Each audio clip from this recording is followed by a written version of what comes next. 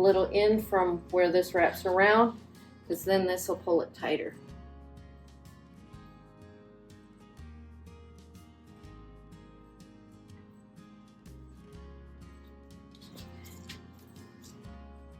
See, that point and this point go together. So I'm going to come in a little bit so that I can pull this really tight around so it doesn't pull away from the base of the horn. Does that make sense? Mm-hmm. It's like a little cinch stitch, you know. And this is how I stab myself. I shaved all that down as far, but this is their ramming head, so alright, I'm trying to do it without stabbing myself over here. Because I like to run needles through my nails. You can see that's going to secure that like that. Make sure his hairline here is matching up before I secure that. Make sure it's got proper.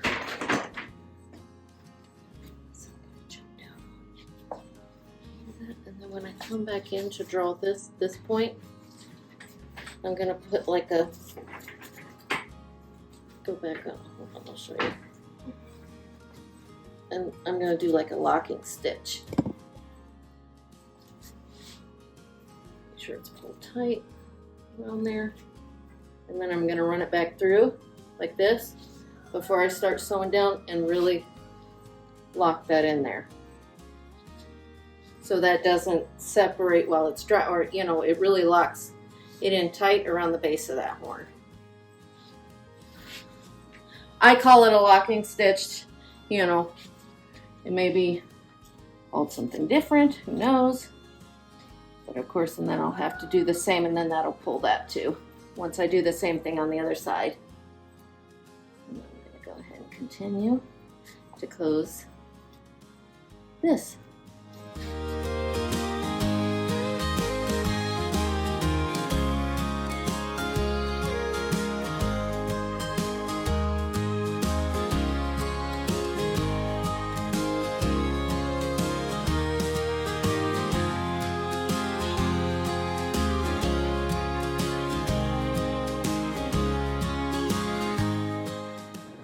I just saw something. I'm going to build up behind the base of this horn a little bit with some clay because I want to make sure it stays at that base of that.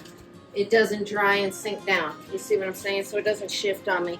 It's a little, there's a little too much wiggle room here, so I'm going to make sure I put like a clay rope underneath in there to give it something to sit on, so as it dries it doesn't shrink down.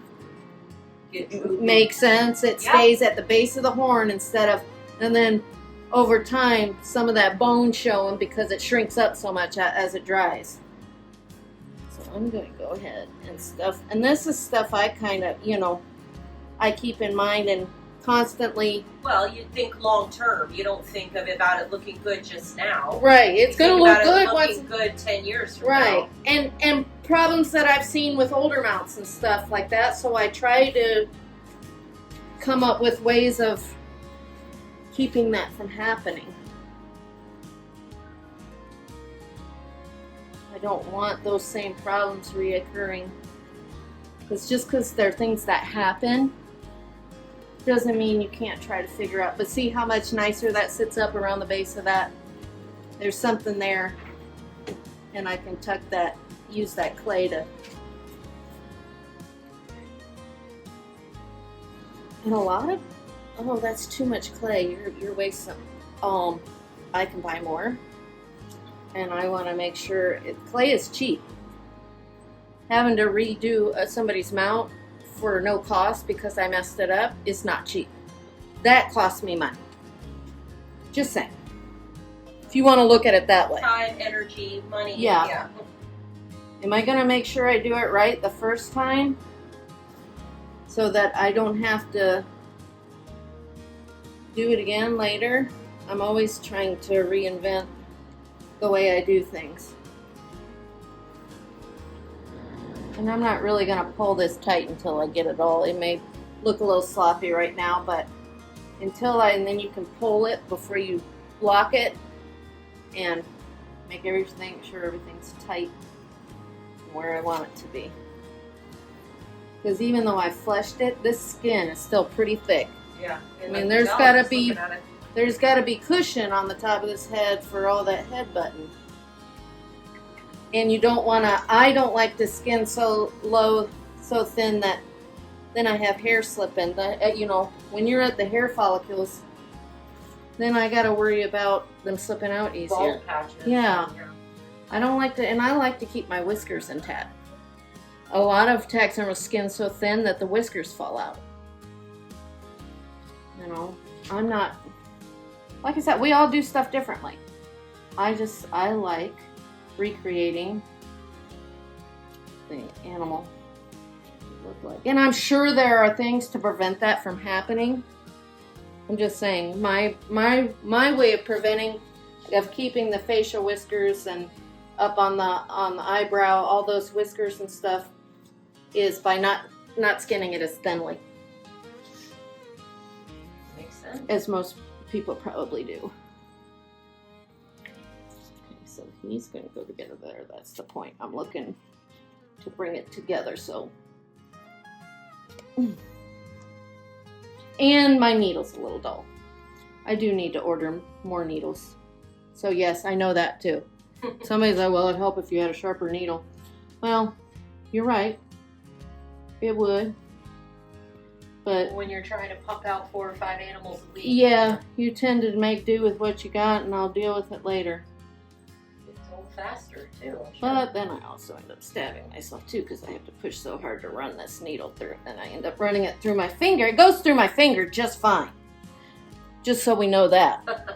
It may be tough getting it through the hide, but it, like butter on a fingernail or a finger, and I probably should be wearing, you know, like some sort of. Okay. So I'm at the end of this side. So what I'm going to do is I'm going to go ahead and do a locking stitch, make sure it's pulled tight, and then I'm going to run my safety through, and so that the string doesn't, you don't have any knots or anything up here.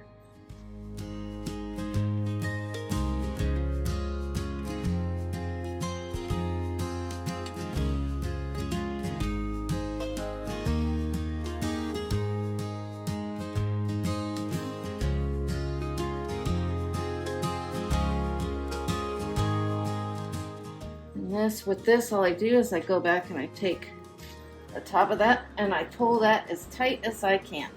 Make sure those, pull in all that. You see how it locks it up. And then I'm going to come back through and do my locking stitch and make sure it stays there. Doesn't come loose again. Make sure I pull that tight. And then I'm going to come from the back side, run my needle down the neck, and come out down here so that I don't have a knot up here. It pulls, and make sure you keep your hair out of it too, because we'll make sure we have this nice. There we go. And see, that'll pull it flush with this piece, so you don't. And then I'll cut it off here, and once it dries, then I'll come up to the where I pulled it through right here, and I'll take a razor and cut it right off. But that way you don't have any knots or strings showing. Cut that off, and then we'll go to the other side.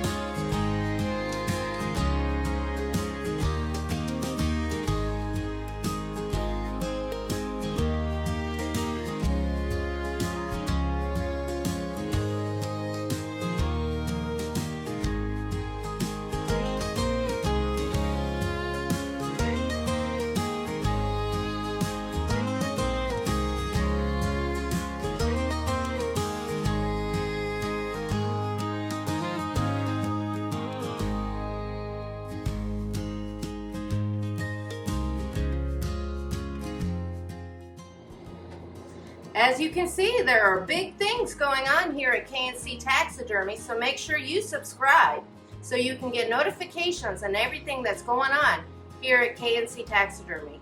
We'll see you then.